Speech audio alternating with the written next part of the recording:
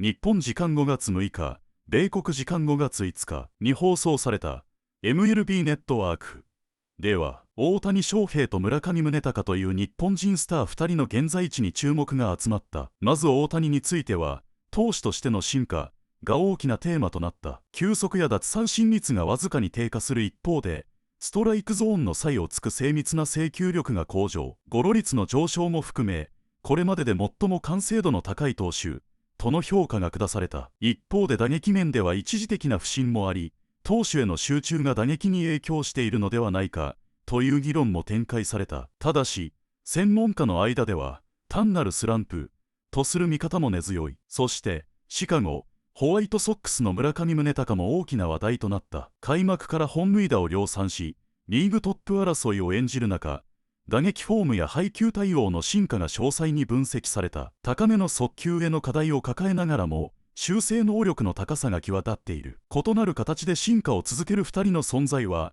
今季 MLB の大きな軸となっている。この後、番組ではさらに詳しい分析が続く。ぜひ最後までご覧いただきたい。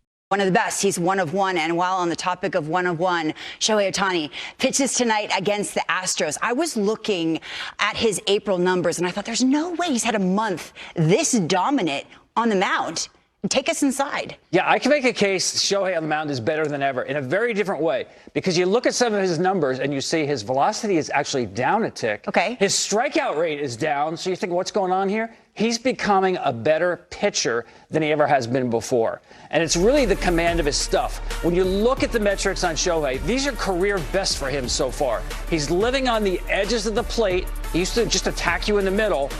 Getting more chases. Look at that ground ball rate, Laura. That's 55%. That's higher than it's ever been. And the fastball run value, even being down half a tick, he's still in the top 98 percentile. Let me show you this number here. Lowest average against the four-seam fastball. He's right there at the top. By the way, which Mitch Keller.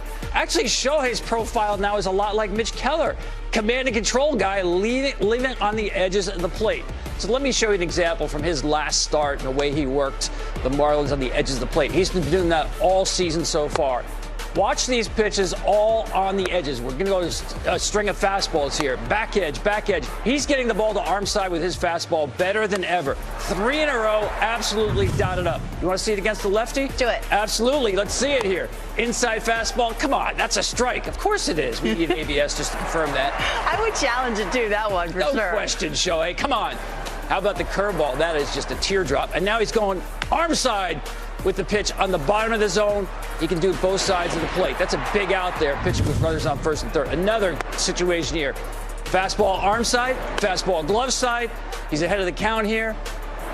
Sweeper on the outside corner. Again, all these pitches, Lauren. Let's go back to 2021. First really full year of two-way play. He was just an attack middle of the zone guy. The delivery is really different. I don't think we give him enough credit. You see now he's more of the wind-up than the stretch all the time for how much he's improved as a pitcher. So let's compare it. On the left, you see there, he's got that little bend in the elbow. He's got a better arm swing now. And you see his more drop and drive, where that head is now out in front of the body. The arm angle is lower. That's less stress. The biggest difference, those are mechanics to me, is Shohei now is living on the edges of the plate. His stuff used to be, and it still is good enough to get by in the middle of the plate. But when you look at the changes from where he was 5 years ago, you can see it's a lower release height, the lower arm angle. Velocity has gone up since going back then. But he's a guy with less extension. So to me, it's a more efficient, I think, a more repeatable delivery that he has now. This has taken a lot of work over the years. And here's what I talk about, Lauren, in terms of going on the edges of the plate. Yep. Four-seam heat maps for Shohei Ohtani. Look at the difference of how he's moved now to the edges, keeping the ball out of the middle of the plate. I think his command is better than ever, and that's why he's a better pitcher than ever. Unbelievable. D-Rose said to Robert and I the other day that he thinks of him as hitter first, and it kind of gave me pause because I thought, do I? What do you? Because I think both now, especially with this pitching performance this year. In this short window. In this short window, maybe pitcher first? Pitcher. Remember, he's not going to hit tonight either. This is third time in the last 4 starts. He's just going to do the pitching thing. And I think when he's slumping, as he is now at the plate, it's hard for him to devote so many resources to getting out of it because he's got to take care of the pitching side of it. He's done that really well. Meantime, the Chicago White Sox are also playing well. They have won 7 of 10. They are a game below 500. They beat the Angels yesterday.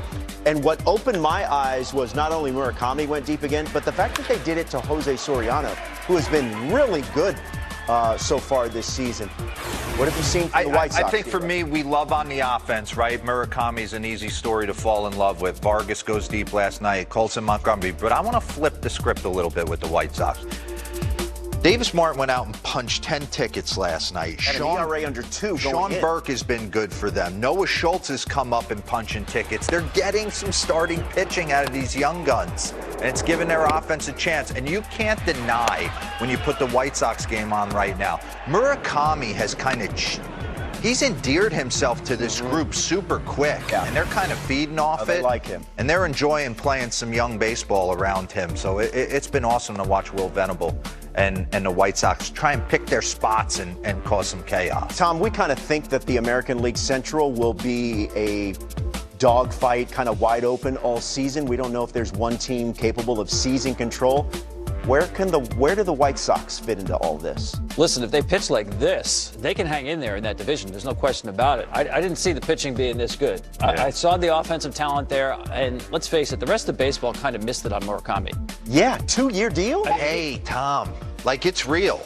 I get it. We talked about this. We did a skybox. He has got a hole up top. Last night, he takes that exact pitch we talked about that he couldn't handle and shoots it dead center. Yeah, because he has the 4th highest tilt to his swing. He is vulnerable to the ball up. And that's where you go. And they couldn't beat him there.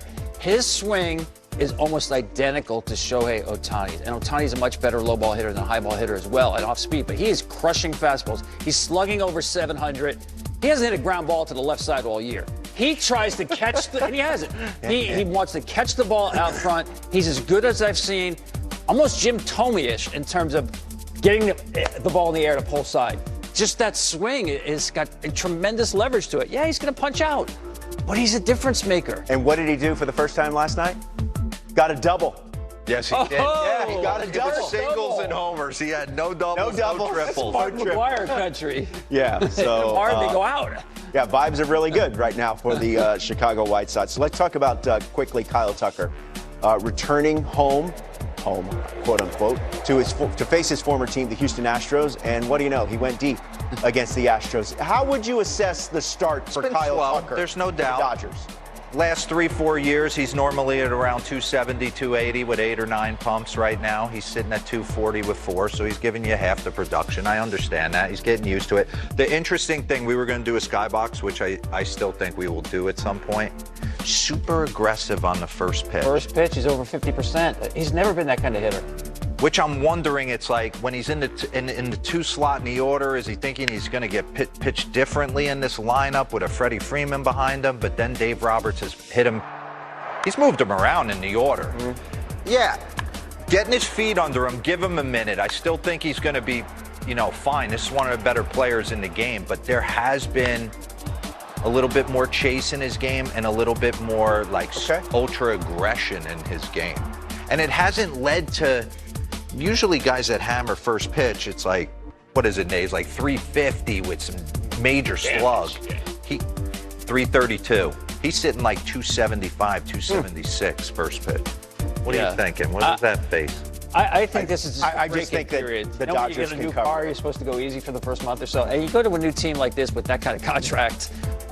Some people, when they walk into a room, you can hear them before you see them. Yeah. He's not that kind of a guy. No. He just wants to blend in there. And I think this is a just transition No month or doubt. 2 for him. Yeah. He's going to be fine. He's just too talented. But, yeah, the first pitch thing really caught my attention, too. It's a little bit different. Yeah. Tom, great stuff as always. Good insight. All right, that puts a bow pretty much on hour number 1 of this 2-hour extravaganza. All right, let's get to Munetaka Murakami. Before yesterday, the rap on him was, great start to the season, but he was still struggling with 2 things, high pitches and hard fastballs. MLB Central, Mark DeRosa broke it down yesterday, highlighting this. Look at the numbers entering Monday. He was just 2 for 22 on pitches up in the zone and 3 for 23 with 1 home run on pitches at 95 or harder. And so you take a look at those 2 challenges, but yet yesterday, take a look at this. Fastball up in the zone at 98 miles per hour, driving it out of the ballpark. And so see why he's, at least in this at-bat, made some adjustments to the two things that have been struggles for him. And I think he's going to continue to make adjustments. Murakami is one of the more fascinating studies in baseball for me this year. And when you dig into the scouting reports, just because he hit the home run on a high fastball at 98 miles an hour, it doesn't mean that that's still not the scouting report. If my scouting report is I struggle on sliders from right-handers, that doesn't mean that you can throw a slider 100% of the time and I'm going to swing and miss it. Sooner or later, you're going to make a mistake and I'll be able to make you pay. But he's so fascinating to me because when you think of my era of the game or even the era of the game now, two guys that stand out to me as far as three true outcome guys go. When I was playing, it was Adam Dunn. Right. No doubt. Three true outcome. In today's game, it's Kyle Schwarber. That's the two guys that you normally pay attention to. But what makes Murakami so fascinating to me, and Tom, I think you may like this, he's even more extreme than those two guys. When you're seeing Kyle Schwarber, I see Matt Olson here. I was talking about Dunn earlier, but you're talking about 49% of the time for Schwarber, who I always thought of as the most extreme three true outcome guy. Murakami strikes out at a higher rate, but he also walks at a higher rate, and he's hitting home runs at a shorter rate than Adam Dunn did during his entire career. So it's fascinating to try to determine what is that line of how extreme of a three true outcome guy you can have in your lineup before. Like if he's 100% of the time, okay, this guy's hitting 100 home runs and walking 200 times and striking out 300 times. What is the balance to need that guy in your lineup? But the interesting thing is teams would have been in on him more if they thought he was going to be this guy, because this guy's a pretty good hitter. But the high fastball and the high velocity were things that everybody thought he's not going to be able to handle, which is why the White Sox ended up with him. Yeah, I think a lot of teams missed the boat on this guy. I mean, first of all, yes, he is vulnerable to the ball up. That swing he had on the home run is not his typical swing. He leveled out to get on top of that ball. He has the fourth highest tilt in his swing in Major League Baseball. When you swing uphill as much as he does, you're going to have swing and miss. And he loves to hit the ball out in front. He has not hit a ground ball to the left side, not that he wants to, at all this year. He's about getting the ball in the air to pull side. He's like a Jim Thome type. I mean, that's what he does, and he does it at a really high level. And I'll sign up for the strikeouts because he's a game changer. I mean, you think about Red Sox, Phillies, a lot of teams that don't have that masher in the 4 or 5 hole. He's that kind of hitter for me, and I'll take the strikeouts. I think he's going to hit a ton of home runs this year. I do. I think they undervalued him. I think baseball did because of the swing and miss, but the swing is almost identical to Shohei Ohtani's. It really is. And Ohtani, like Murakami here, is a great low ball. Look at this. This is back in the WBC. This is Ohtani showing him the little trigger mechanism that he has to tip the bat a little bit forward right before you get to the loading phase. And this went on for a little while here. You change the angle of your back elbow to kind of tilt that top hand a little forward toward the pitcher. This went on for like a whole half inning against Australia in the WBC. And the swing that Murakami has is almost identical to Shohei's.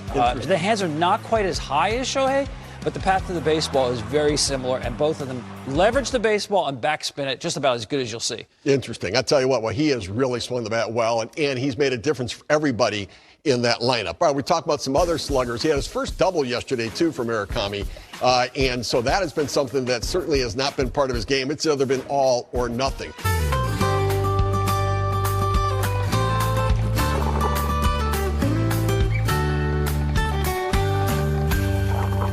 It's time for our Cup of Joe with my podcast partner. That's right, the Book of Joe, the most interesting podcast on the planet. Joe Madden, how you doing today? I'm glad you brought that up first, brother. Yes, I'm doing great. Just 2 days of RVing from Tampa, Florida to Sugarloaf. Ready to go, buddy. I love it. Hey, Shohei Ohtani, you managed him. He's starting tonight against Houston. This is the third straight start, Joe, where he's not in the lineup. Pitcher only. Pitcher of the month in April. Mm-hmm. What's going on here? Did you go through these situations with Shohei where you said, let's cut back a little bit here? I did not. I mean, actually, in first year that I had this opportunity was 2020, and he was not throwing the ball well at that time. That was the COVID year, et cetera. So there wasn't many opportunities. In 2021, we were doing National League rules, if you remember, because at that time there wasn't the Shohei rule. So we were playing a National League game. I never really was concerned. We had a daily conversation, the night before he pitched, and he never related to me any situation where he needed a break from the offensive side of things. The only one point we had was about his legs, and he brought that up from the very first meeting. So honestly, nothing really about that. And I always let it up to him. I mean, if he told me he did not want to hit on a certain day, but I think, the big thing with him, this was the part of the conversation I'm remembering now. He felt like if he could hit on the days that he pitched, the team had a better chance of winning. So that's just his way, man. He knew that he had that opportunity to contribute, so he wanted to be in the lineup to contribute as a hitter also. Yeah, as you know, he's struggling right now, 0 for 17. I think he's going to be okay. So that's part of the equation, too. All right, here's second question. Kyle Tucker back in Houston last night. He was booed by Astros fans. Now, Brian McTaggart from MLB.com put this poll out on X. Is it okay to boo Kyle Tucker? Astros fans saying yes, 64%. What did he do to Houston, Tom? That is a great question. No, it's not okay. Be better than that. I get it. You feel like it's a cool thing to do. We can all just boo Kyle Tucker. Why? Because, I don't know, he didn't sign with them. They never offered him a contract as a free agent. Right. I mean, you won a World Series with this guy. Homegrown talent. I don't get it, other than the fact that this is the way our society works now, where people think it's cool to be negative. I don't think it's cool. And I think Astros fans, who are great fans, by the way, I love the vibe at that ballpark, be better than this. Welcome him back, standing go. Later on, you can boo him a little bit if he does something to hurt your team, but thank him for what he's done. Now, are you booing or cheering his answer? Where are you going here? I'm booing his answer, but I completely understand where you're coming from. And as a player, I hated getting booed. I never understood booing. I never thought booing helped your team, especially when you're booing your home team. But when somebody comes on the road, you have to make them uncomfortable. It's the nature of sport. It's the nature of football, basketball, baseball, hockey, soccer, no matter what it is. When somebody steps on your home field and they're the away team, you got to boo him. And the biggest X factor with that is that he went to the Los Angeles Dodgers. If he did not go to the Dodgers, if he went to the Brewers or went to any literally 28 other teams out there, if he would have gone to those teams, he would not get booed. But when you go to the Dodgers and the Dodgers and the Astros already have beef, or if you go to the Yankees too, so Yankees or Dodgers, either one of those teams, you come into Houston, you're getting booed. It's just the nature of it. I'm sure he understands. I completely agree with you, Tom. I am so anti-booing. That's a player who's advocating booing. Right. What is the matter with you? Who are you? I'm advocating booing the road team. Never boo your home guys. Okay. Boo the road team all day long. No, he was your guy before. All he did was play great for you. He didn't do anything to choose to leave. They traded him. Close the yearbook. Here we go, the tiebreaker right here. Take a look at Shohei Ohtani's stats this year. He's gone 6 innings in every start. He's the only pitcher to do that this year, a 0.60 ERA. But at the plate, his .432 slug is the second lowest in his career. Do you think his seemingly added focus to pitching this season has messed with his hitting? What is there cause and effect here, Tom? I think there's a little bit in the fact that if he was hitting, I think he'd still be hitting in his starts. But the fact that he's not, it's easy to say just take a break. I think his bandwidth is limited now because there's so much on a daily grind, actually, not just on the 6th day to pitch, that I don't think when things aren't going right for him offensively, he can't get in there and just grind in the cage and work things out. So, yeah, I think, listen, I'll take him on my team any day. A guy who's the pitcher of the month in April and has still an OPS plus of 131, that is amazing. But, yes, I do think the fact that he's out there and he wants to win a Cy Young Award, he wants to be the best at everything he does.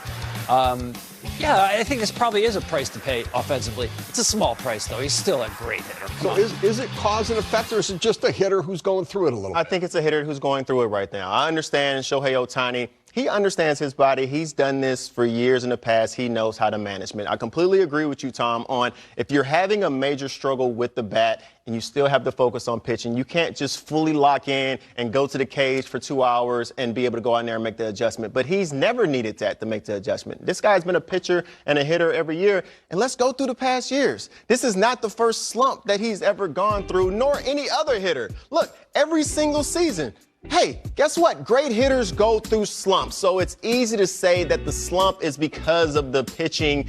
But I don't think the two are related. I think it's just the fact that hitting is really hard. 2024, you look at that slump right there, he wasn't pitching at all. And you still go through a slump. So one thing that Albert Pujols said to me a long time ago, and he talked about it on the show, MVP players, they all go through a slump. They go through a 2-week slump. They go through a month slump. But the difference is when they get hot, They get hotter than anybody in baseball, and they're able to maintain that for 3 to 4 months, and that's how they become MVPs. Shohei Ohtani is not immune to going through a slump. He's gone through a slump every single season, and he still has 4 MVPs to speak for it.